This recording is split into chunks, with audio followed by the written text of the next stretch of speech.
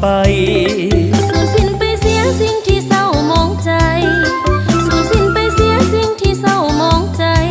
ความสีวิไลจงได้มาแทนที่